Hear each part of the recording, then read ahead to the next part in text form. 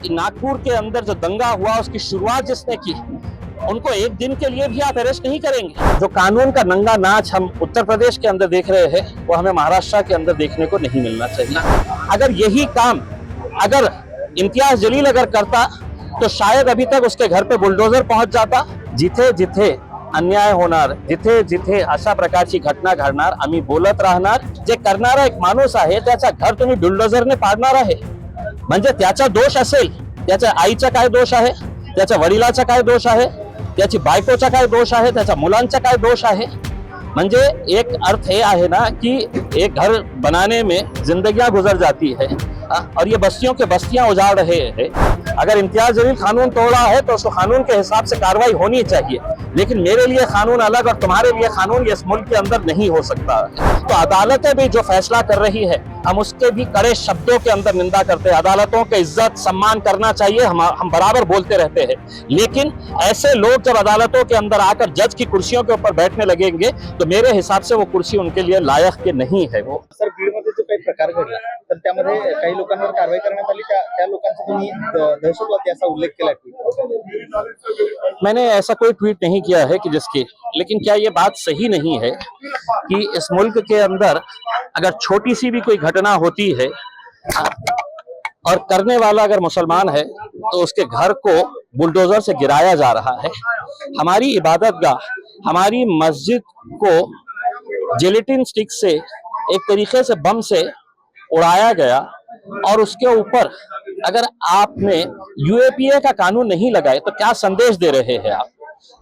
एक तरफ आपका कानून अलग, दूसरे तरफ आपका कानून अलग, तो ऐसा नहीं होना चाहिए करके मैंने पुलिस डिपार्टमेंट का शुक्रिया अदा किया उस ट्वीट के अंदर कि यहाँ के आईजी, वहां के एसपी दोनों फौरन जाकर वहां पर कार्रवाई करें। हमारी ये मांग है कि सख्त से सख्त उसके ऊपर सेक्शन लगाने चाहिए कि दोबारा कोई भी किसी भी, चाहे वो मस्जिद हो, मंदिर हो, गिरजाघर हो, कोई भी इबादतगाह हो, उसके ऊपर ऐसी कोई घटिया हरकत ना करे। तो एक सबक सिखाने के लिए उनके ऊपर कड़ी कार्रवाई होनी चाहिए। पुलिस ने जिस तरीके से काम किया है, फौरन जाके गिरफ्तारी की है, मैंने उसका स्वागत किया है। लेकिन जब हम वो सेक्शंस देखते हैं कि कौन कौन से सेक्शंस लगाए गए हैं, अगर आप कानून की भाषा के अंदर अगर बात करेंगे तो एक्सप्लोजिव्स एक्ट का कानून लगाया गया है और एक्सप्लोजिव्स एक्ट का अगर आप सेक्शन पढ़ेंगे तो उस हिसाब से ये केस यूएपीए के अंडर में आना चाहिए। अगर यही काम अगर इम्तियाज जलील अगर करता तो शायद अभी तक उसके घर पे बुलडोजर पहुंच जाता, यूएपी का कानून लग जाता उसके ऊपर।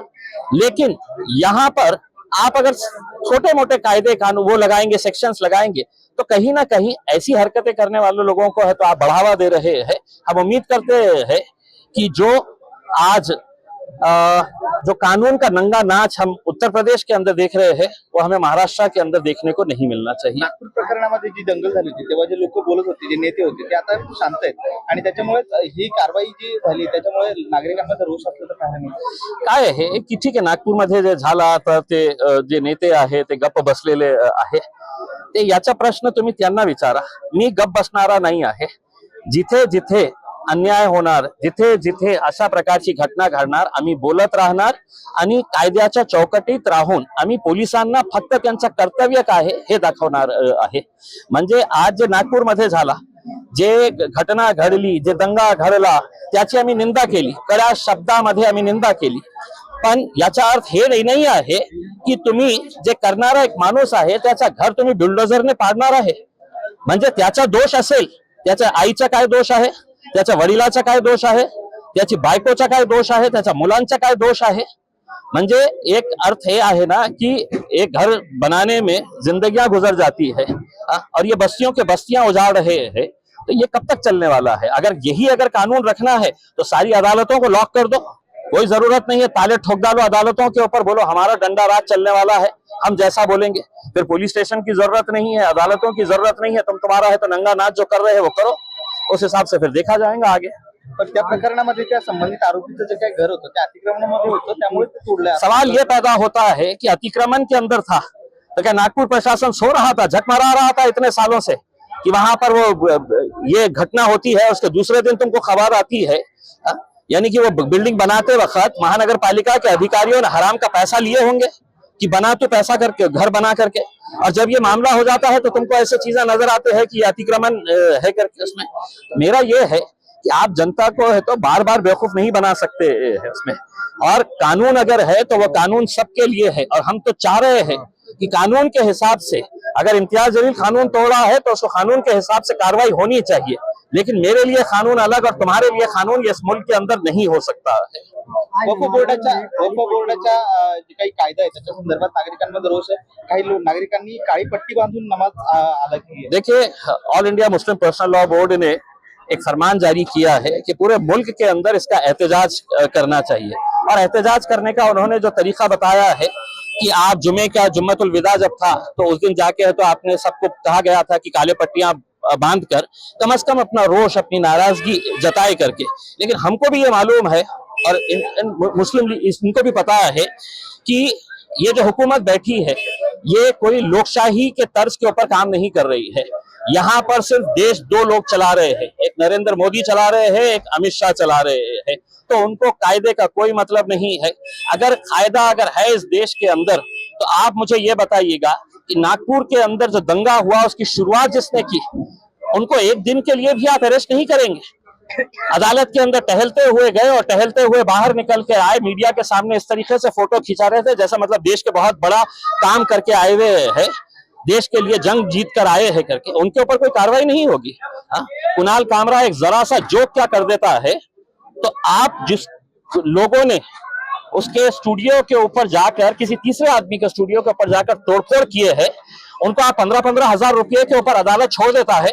मैं अदालत के उस जज को यह कहना चाहूंगा कि इम्तियाज जलील भी अगर जेब में 15,000 रुपए लेकर अगर निकला बाहर और कहा कि अब मैं ये ऑफिस फोड़ूंगा जाके करके, तो मुझे मालूम है कि तुमको 15,000 के ऊपर है तो छोड़ना पड़ेगा, 15,000 के बॉन्ड के ऊपर। तो अदालतें भी जो फैसला कर रही है हम उसके भी कड़े शब्दों के अंदर निंदा करते हैं। अदालतों के इज्जत सम्मान करना चाहिए, हम बराबर बोलते रहते हैं।